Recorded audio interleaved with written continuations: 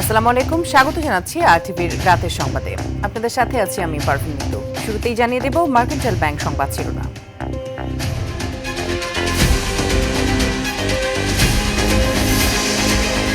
বিদায়ী রাষ্ট্রপতি শাহাবুদ্দিনের বিরুদ্ধে মানবতা বিরোধী অপরাধের অভিযোগ, গ্রেপ্তারের দাবি আমলে নেয়ার মতো নয়, মত স্বরাষ্ট্রমন্ত্রীর। তবে আমরা আমলে নেওয়ার মতো কোনো বিষয় এখানে দেখিনি। এছাড়া পুলিশ এবং আমাদের অন্যান্য সংস্থার পক্ষ থেকে তার নিরাপত্তার ব্যবস্থা গ্রহণ করা হবে। স্মৃতিসৌধ ও জিয়া খালেদার কবরে ভারপ্রাপ্ত রাষ্ট্রপতি হাফিজউদ্দিনের শ্রদ্ধা, বঙ্গভবন ছেড়ে গুলশানের বাসায় শাহাবুদ্দিন। ক্রসফায়ারে একরামুল হত্যা মামলায় হাসিনা সহ অভিযুক্ত 11, পলাতক 8 জনকে গ্রেপ্তারে পরোয়ানা, শুনানি 25 আগস্ট।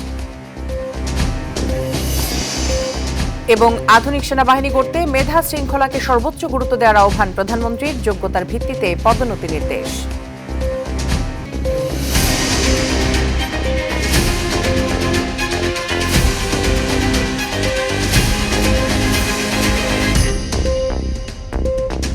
দর্শক শুনছিলেন মার্কেন্টাইল ব্যাংক সংবাদ শিরোনাম, এবারে বিস্তারিত। আওয়ামী শাসনামলে সংগঠিত গুম, খুন এবং জুলাইয়ের মানবতা বিরোধী অপরাধে সাবেক রাষ্ট্রপতি মোহাম্মদ শাহাবুদ্দিনের বিরুদ্ধে 2টি অভিযোগ দায়ের করা হয়েছে। দুপুরে ট্রাইব্যুনালের চিফ প্রসিকিউটর আমিনুল ইসলামের কাছে পৃথক অভিযোগ দেন শহীদ পরিবার ও আহতদের সংগঠন রাষ্ট্র সংলাপ ফোরাম এবং রাজনৈতিক সংগঠন বাংলাদেশ আজাদ পার্টি। তবে এ বিষয়ে বিস্তারিত কিছু জানাতে রাজি হয়নি চিফ প্রসিকিউটর। বিস্তারিত জিএম মাহমুদের রিপোর্টে। শুক্রবার বিকেলে গুরুতর শারীরিক অসুস্থতার কারণ দেখিয়ে পদত্যাগ করেছেন দেশের 22তম রাষ্ট্রপতি মোহাম্মদ শাহাবুদ্দিন। ভারপ্রাপ্ত রাষ্ট্রপতি হিসেবে দায়িত্ব নিয়েছেন জাতীয় সংসদের স্পিকার হাফিজউদ্দিন আহমদ। পদত্যাগপত্র আমি গ্রহণ করেছি। 24-এর গণঅভ্যুত্থানে আওয়ামী সরকারের পতন হলে দাবি উঠে হাসিনার মদতপুষ্ট সাবেক এই রাষ্ট্রপতির অপসারণ এবং বিচারের। পদত্যাগ করার পর এবার জোরালো হয় বিচারের দাবি। এর অংশ হিসেবে রোববার জুলাইয়ের মানবতা বিরোধী অপরাধে আন্তর্জাতিক অপরাধ ট্রাইব্যুনালে পৃথক অভিযোগ দায়ের করেছে 2টি সংগঠন। 5ই আগস্ট পর্যন্ত এই আয়নাঘর, গুম, খুন, এত লোক মারা গেছে, কোনোদিন প্রতিবাদ করেন নাই। ওনার মৌন সম্মতি ছিল এই অপরাধের, তাই এই অভিযোগ। সাবেক খুনি রাষ্ট্রপতি মোহাম্মদ শাহাবুদ্দিনের জুলাই গণঅভ্যুত্থানের যে তার ভূমিকাটা ছিল, সেটার জন্য আমরা বরাবর চিফ প্রসিকিউটরের মাধ্যমে আমরা একটা আবেদন জানিয়েছি। এ প্রসঙ্গে তেমন কিছু জানাননি চিফ প্রসিকিউটর। বলেন অভিযোগগুলো পরবর্তী ধাপের জন্য প্রক্রিয়াধীন। 2টা সংগঠন আমাদের কাছে 2টা অভিযোগ দিয়েছে। আমি অভিযোগের বিষয়বস্তুটা পড়ে দেখিনি, তবে অভিযোগ আমাদের কাছে আসলে আমরা সাধারণত আমাদের তদন্ত সংস্থায় আমরা পাঠিয়ে দিই। তবে ট্রাইব্যুনালে রাষ্ট্রপতির বিচার করা যায় কিনা এমন প্রশ্নে অপেক্ষা করার কথা বলেন আমিনুল ইসলাম।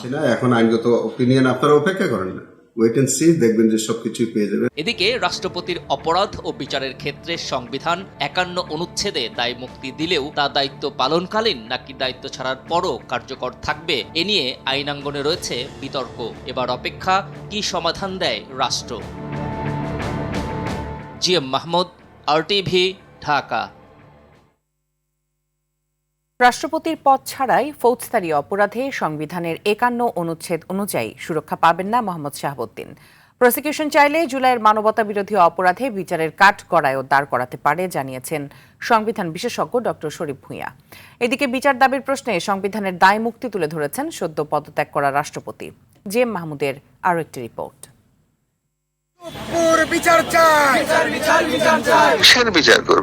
একদিকে বিচারের দাবি, অন্যদিকে সংবিধানের দায় মুক্তি, দুই দোলাচলে কার্যত কিছুটা বিপাকে সদ্য পদত্যাগ করা রাষ্ট্রপতি মোহাম্মদ শাহাবুদ্দিন, যিনি শুক্রবার বিকেলে গুরুতর শারীরিক অসুস্থতা দেখিয়ে ছেড়েছেন রাষ্ট্রপতির পদ। দায়িত্ব সামলাচ্ছেন জাতীয় সংসদের স্পিকার হাফিজউদ্দিন আহমদ। পদত্যাগপত্র আমি গ্রহণ করেছি। 24-এর গণঅভ্যুত্থানে 5 আগস্ট আওয়ামী সরকারের পতন হলে দাবি উঠে পতিত সরকারের নিয়োগকৃত দেশের 22তম এই রাষ্ট্রপতির অপসারণ ও বিচারের। পদত্যাগ করায় এবার জোরালো হয়েছে বিচারের দাবি।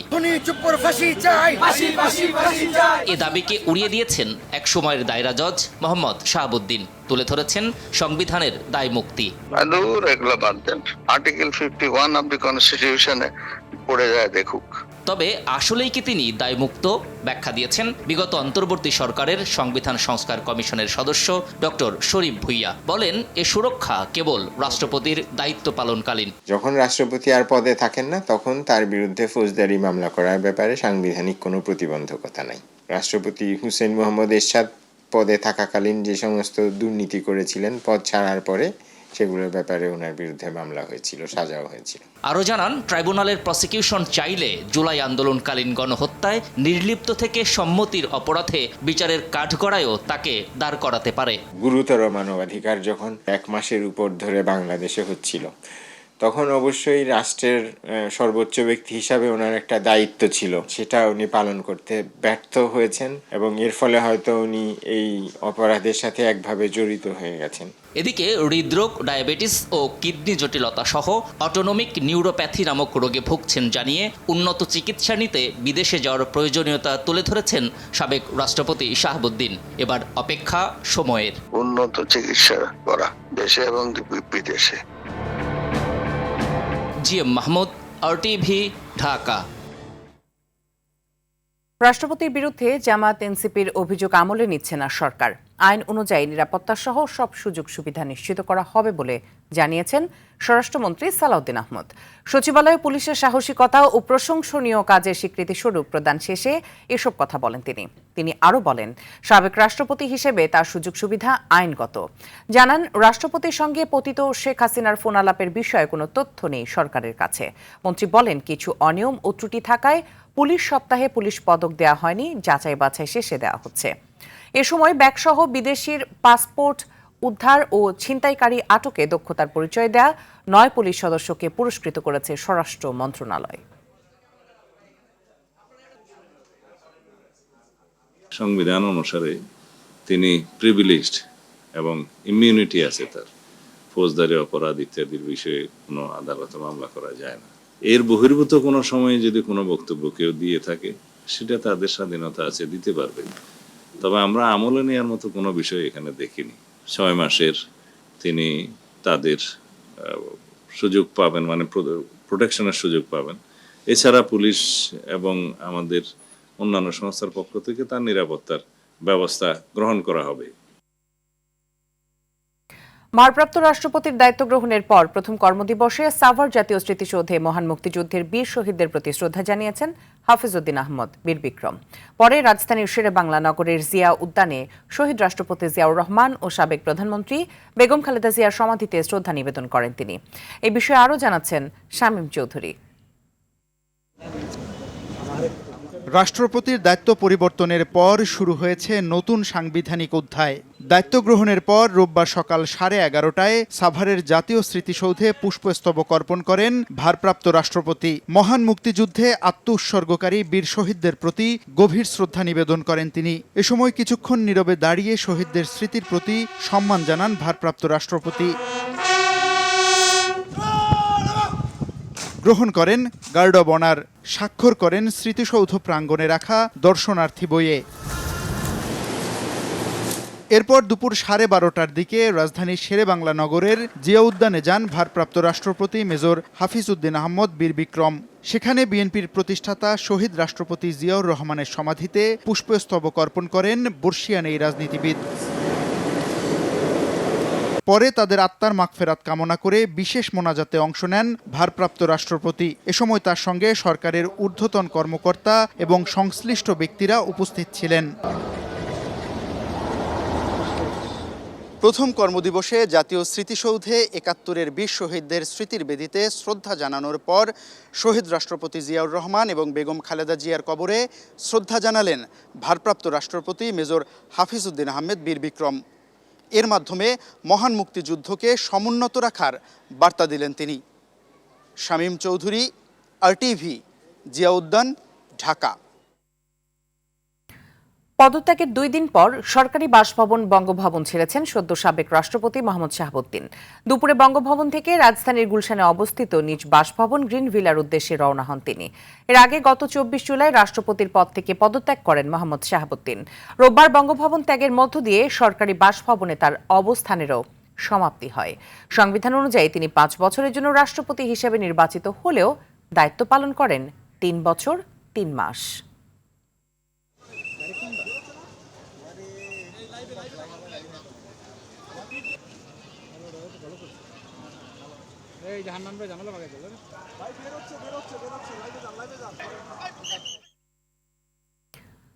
কক্সবাজারের কাউন্সিলর ও স্থানীয় যুবলীগ নেতা ইকরামুল হকের মৃত্যুর ঠিক আগ মুহূর্তে মেয়ের সঙ্গে তার সেই কথোপকথন আজও বিচার বহির্ভূত হত্যাকাণ্ডের অন্যতম আলোচিত স্মৃতি। 8 বছর পর সেই ঘটনায় করা মানবতাবিরোধী অপরাধের মামলায় ক্ষমতাচ্যুত প্রধানমন্ত্রী শেখ হাসিনা সহ 8 জনকে গ্রেপ্তারে পরোয়ানা জারি করেছে ট্রাইব্যুনাল। এর মধ্যে গ্রেপ্তার 3 জনকে হাজিরের নির্দেশ দেওয়া হয়েছে। আগামী 25 আগস্ট শুরু হবে এর শুনানি। বিস্তারিত জানাচ্ছেন আসিফ।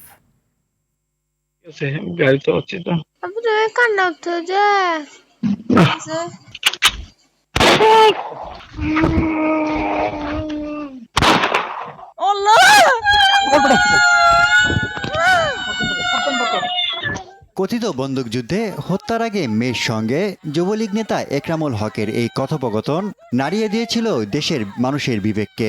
ফ্যাসিস্ট হাসিনার আমলে শুধু বিরোধী মতের নয়, নিজ দলের লোকদেরকেও বিচার বহির্ভূতভাবে হত্যা করা হয়। 2018 সালের 27 মে কক্সবাজারে র্যাবের হাতে নিহত হন একরাম। হাসিনার আমলে ঝুলেছিল মামলার তদন্ত। 5 আগস্ট গণঅভ্যুত্থানের পর শুরু হয় তদন্ত। দীর্ঘ তদন্ত শেষে আন্তর্জাতিক অপরাধ ট্রাইব্যুনালে দাখিল করা হয় প্রতিবেদন।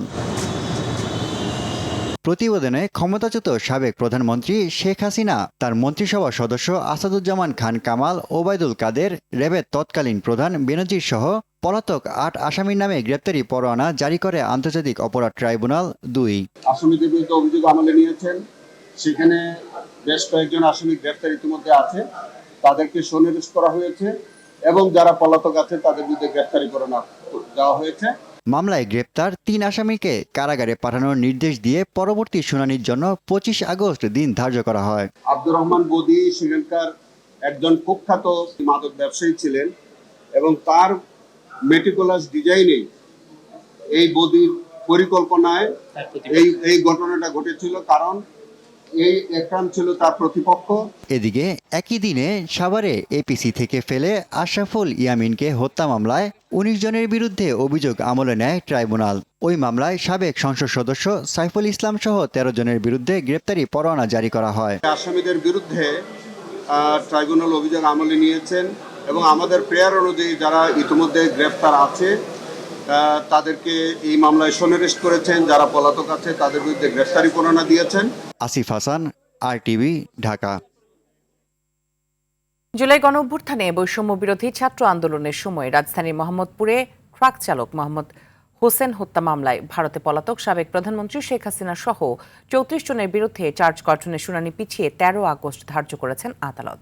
দুপুরে ঢাকার 4 নম্বর বিশেষ জজ রবিউল আলমের আদালতে আদেশ দেন। গত 25 জুন আসামিরা অনুপস্থিত থাকায় রাষ্ট্রপক্ষ চার্জ গঠন শুনানি পেছাতে সময়ের আবেদন করলে তা মঞ্জুর করেন বিচারক।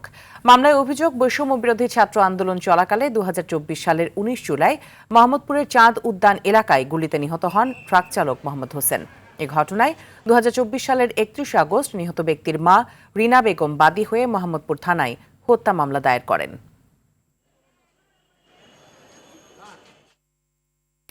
আধুনিক সেনাবাহিনী গড়তে মেধা ও শৃঙ্খলাকে সর্বোচ্চ গুরুত্ব দেওয়ার আহ্বান জানিয়েছেন প্রধানমন্ত্রী তারেক রহমান। সকালে সেনা সদর দফতরে সেনা সদর নির্বাচনী পর্ষদ 2026-এর আনুষ্ঠানিক উদ্বোধনী অনুষ্ঠানে আহ্বান জানান তিনি। সেনা সদস্যদের পদোন্নতির ক্ষেত্রে রাজনৈতিক মতাদর্শ ও ব্যক্তিগত পছন্দ অপছন্দের ঊর্ধ্বে থাকার আহ্বান জানান প্রধানমন্ত্রী। মেধা, যোগ্যতা, দক্ষতা ও সততার মূল্যায়নেরও আহ্বান জানান সরকার প্রধান।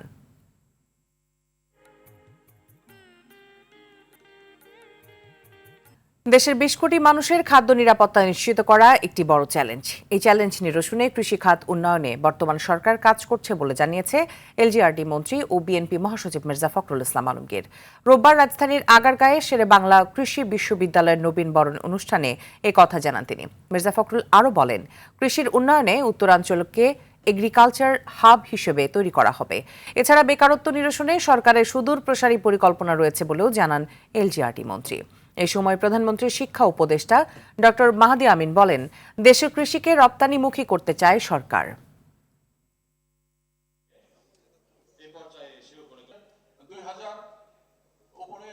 আজকে যারা শিক্ষার্থী তাদের সামনে ভবিষ্যৎটাও খুব বড় চ্যালেঞ্জ, কারণ এখানে চতুর্দিকে একটা অনিয়ম, চতুর্দিকে একটা অস্থিতিশীলতা, সবগুলো ইনস্টিটিউশনকে ভেঙে ফেলা হয়েছে, এগুলোকে আবার রিবিল্ড করতে হচ্ছে। এই রিবিল্ড করাটা কিন্তু সোজা কথা নয়।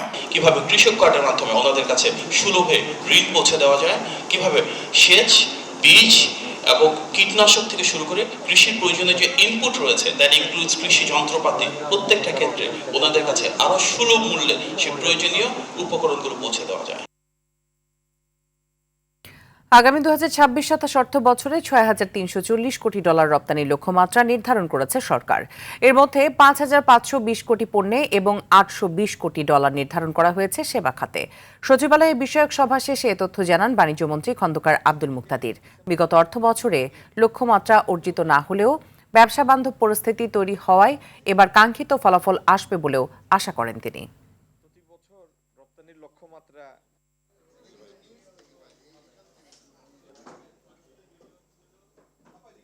কিছুদিনের মধ্যেই ইউএইর সাথে এফটিএ সম্পন্ন হবে।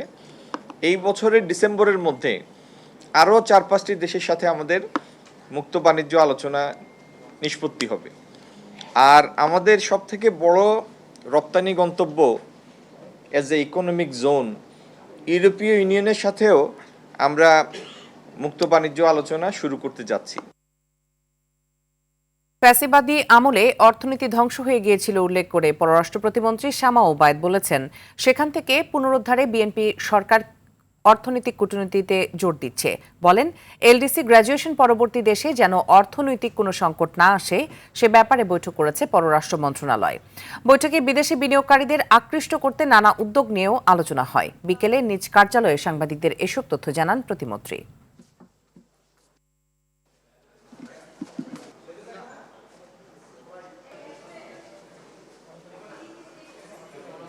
আমরা গত 17 বছরে ব্যাংকিং সেক্টর যেভাবে ধ্বংস হয়েছে, আমাদের ক্যাপিটাল মার্কেট যেভাবে ধ্বংস করা হয়েছে, সিস্টেমটা যেভাবে ধ্বংস করা হয়েছে, ওই ধ্বংস অবস্থা থেকে আবার তুলে এনে একটা ভাইব্রেন্ট ইকোনমিতে রূপান্তর করার জন্য যে সকল পলিসিগুলো নেওয়ার দরকার সেগুলোই কিন্তু এখন সরকার নিচ্ছে। তা আমরা বেসিক্যালি এই ধরনের রাউন্ড টেবিলগুলো আমরা আরও বেশি করব, যাতে আমরা সমস্যাগুলো আমরা টেবিলে জমা হয় এবং আমরা কীভাবে সমস্যাগুলো সমাধান করতে পারি সেই দিকে আমরা এগোতে পারি। সেই জন্যই এই রাউন্ড টেবিলগুলো। সার্ককে আরও কার্যকর ও গতিশীল করার উপর জোর দিয়েছেন মালদ্বীপের প্রেসিডেন্ট মোহাম্মদ মুইজ্জু ও বাংলাদেশের পররাষ্ট্রমন্ত্রী খলিলুর রহমান। মালদ্বীপের 61তম স্বাধীনতা দিবসের অনুষ্ঠানে বিশেষ অতিথি হিসেবে যোগ দিতে মালেতে পৌঁছানোর পর দেশটির প্রেসিডেন্টের সঙ্গে হওয়া সৌজন্য সাক্ষাৎ করেন মন্ত্রী। সে সময় সার্ক নিয়ে নিজেদের অবস্থান তুলে ধরেন। পররাষ্ট্র মন্ত্রণালয় জানায়, শনিবার বিকেলে মালে পৌঁছালে বিমানবন্দরে তাকে স্বাগত জানান মালদ্বীপের পররাষ্ট্রমন্ত্রী ইরুথ হিসাম আদম। পরে মালদ্বীপের প্রেসিডেন্টের কার্যালয়ে গিয়ে প্রেসিডেন্ট মোহাম্মদ মুইজ্জুর সঙ্গে দেখা করেন তিনি। এ সময় খলিলুর রহমান বাংলাদেশের প্রধানমন্ত্রী তারেক রহমানের পক্ষ থেকে মালদ্বীপের প্রেসিডেন্টকে উষ্ণ শুভেচ্ছা জানান। সাতক্ষীরার বিভিন্ন হাসপাতাল পরিদর্শনে গিয়ে 2 চিকিৎসক এবং 1 নিরাপত্তা কর্মীকে বরখাস্তের নির্দেশ দিয়েছেন স্বাস্থ্যমন্ত্রী সর্দার মোহাম্মদ শাখাওয়াত হোসেন। কর্মস্থলে অনুপস্থিতির অভিযোগে তালা উপজেলা স্বাস্থ্য কমপ্লেক্সের medical officer doctor Shaoli Nanjiba তন্নি ও সাতক্ষীরা মেডিকেল কলেজ হাসপাতালের চিকিৎসক সোহানা সেলিমকে সাময়িক বরখাস্ত করেন তিনি। এছাড়াও চুরির অভিযোগে তালা স্বাস্থ্য কমপ্লেক্সের নিরাপত্তা কর্মী মোস্তফা বিশ্বাসকে বহিষ্কারের আদেশ দেন মন্ত্রী।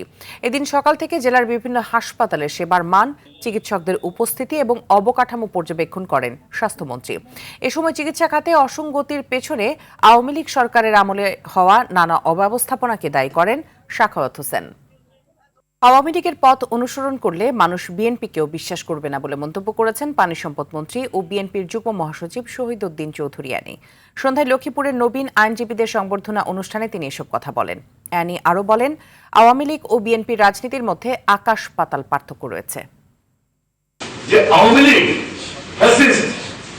যেভাবে বিদায় নিয়েছে এবং 17 বছর তাদের যেভাবে ধারাবাহিকতা ছিল, একই জিনিস যদি তাদেরকে স্মরণ করে একই পথে হাঁটি, মানুষ কিন্তু আমাদেরকে কখনো বিশ্বাসের জায়গাও রাখবে না এবং জবাবদিহিতা করার ক্ষেত্রে আমরা সেখান থেকে অনেক স্পট হয়ে যাচ্ছি।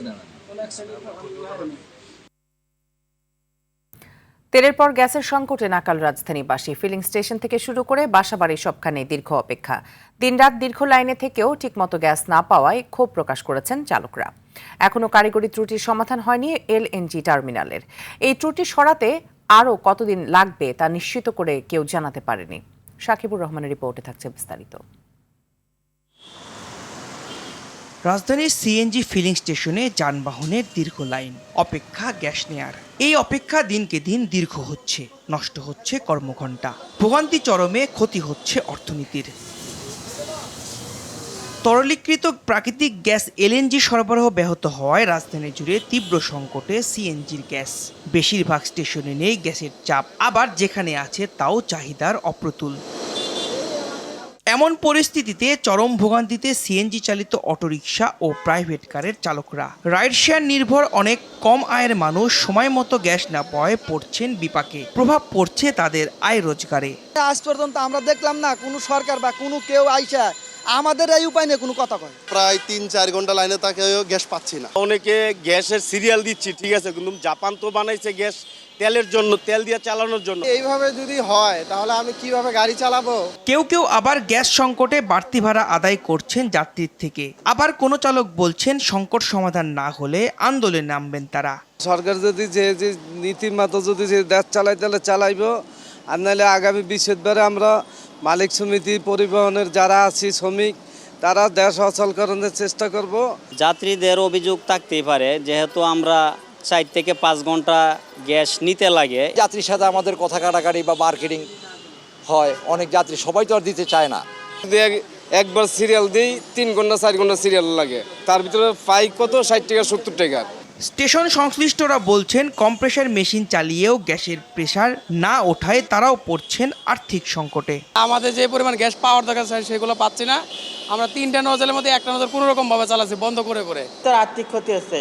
আমরা যদি বন্ধ রাখি, জায়গা ভাড়া তো আর বিআরটিসি সরকারি জায়গা মাফ করবে না। চলমান এই সংকট কবে নাগাদ সমাধান হতে পারে সে সম্পর্কে কোনো ধারণা নেই কারো। সরকারের পক্ষ থেকেও এখনো জানায়নি কোনো সুসংবাদ। সাকিবুর রহমান, আরটিভি, ঢাকা। ঢাকার কুর্মিটোলা জেনারেল হাসপাতালের প্রধান ফটক ভেঙে একটি যাত্রীবাহী বাস ভেতরে ঢুকে পড়ায় একজন নিহত হয়েছেন। এ ঘটনায় আরও একজন পথচারী আহত হয়েছেন। সন্ধ্যায় এই দুর্ঘটনা ঘটে।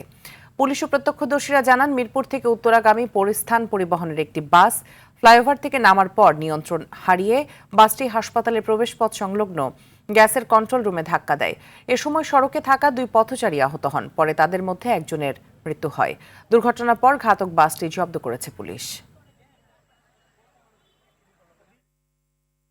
টিভিতে সংবাদ প্রকাশের পরেই চরদুয়ানি নৌ পুলিশের 2 এএসআই কবির আহমেদ ও আসাদুলকে বরখাস্ত করা হয়েছে। বরিশাল নৌ পুলিশের অতিরিক্ত পুলিশ সুপার মোহাম্মদ মুস্তফা কামাল এ তথ্য নিশ্চিত করেছেন। অভিযোগ রয়েছে, ফাঁড়ির ইনচার্জ গজনবীর নাম ভাঙিয়ে দীর্ঘদিন ধরে প্রতি ট্রলার থেকে 2.5 থেকে 3,000 টাকা তোলা হতো। এ সংক্রান্ত একাধিক কল রেকর্ড ও ভিডিও গণমাধ্যমে প্রচারের পর এই প্রশাসনিক পদক্ষেপ নেওয়া হলো। বর্তমানে অতিরিক্ত পুলিশ সুপার মোস্তফা কামালের নেতৃত্বে ঘটনার তদন্ত চলছে।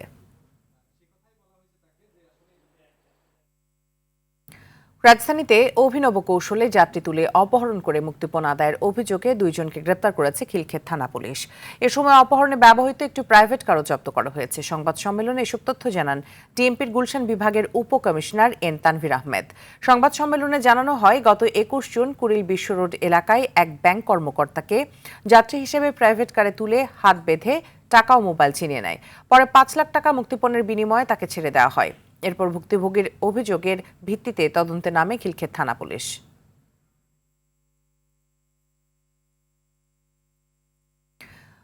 মানসম্মত সনদ ও নিবন্ধন ছাড়াই পণ্য উৎপাদনের দায়ে নারায়ণগঞ্জে 3টি প্রতিষ্ঠানকে 10 লাখ টাকা জরিমানা করা হয়েছে। রূপগঞ্জে বিএসটিআইয়ের অভিযানে 10 লাখ টাকা জরিমানা করা হয়। বিকেলে তারাবো ও ভুলতা এলাকায় ভ্রাম্যমাণ আদালত পরিচালনা করেন নির্বাহী ম্যাজিস্ট্রেট সাবিকুন নাহার। এ সময় বিএসটিআইয়ের গুণগত মান সনদ ও মোড়কজাতকরণ নিবন্ধন ছাড়াই কার্যক্রম পরিচালনার অপরাধে এসিআই গোদরেজ এগ্রোগেট ও আফতাব ফিড প্রোডাক্টসকে 4 লাখ টাকা করে এবং ডিইউ জহু ইন্ডাস্ট্রিজ নামের ব্যাটারি কারখানাকে 2 লাখ টাকা জরিমানা করা হয়।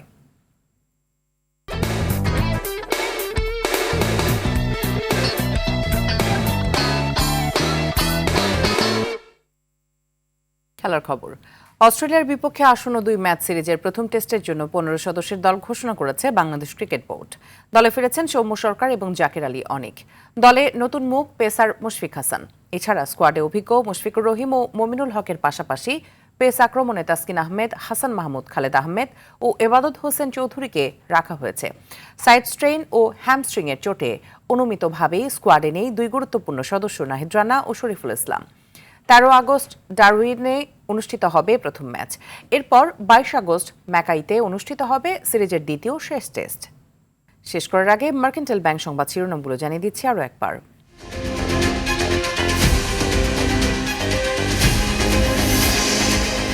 বিদায়ী রাষ্ট্রপতি শাহাবুদ্দিনের বিরুদ্ধে মানবতা বিরোধী অপরাধের অভিযোগ গ্রেপ্তারের দাবি আমলে নেয়ার মতো নয়, মত স্বরাষ্ট্রমন্ত্রী। স্মৃতিসৌধ খালেদা জিয়ার কবরে ভারপ্রাপ্ত রাষ্ট্রপতি হাফিজউদ্দিনের শ্রদ্ধা, বঙ্গভবন ছেড়ে গুলশানের বাসায় শাহাবুদ্দিন। ক্রসফায়ারে একরামুল হত্যা মামলায় হাসিনা সহ অভিযুক্ত 11 পলাতক 8 জনকে গ্রেপ্তারি পরোয়ানা, শুনানি 25 আগস্ট।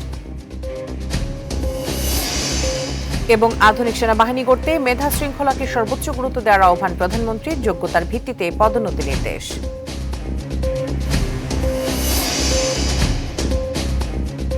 রাতের সংবাদ এ পর্যন্তই। মধ্যরাতের সংবাদ 1টায় দেখার আমন্ত্রণ রইল। ধন্যবাদ সবাই।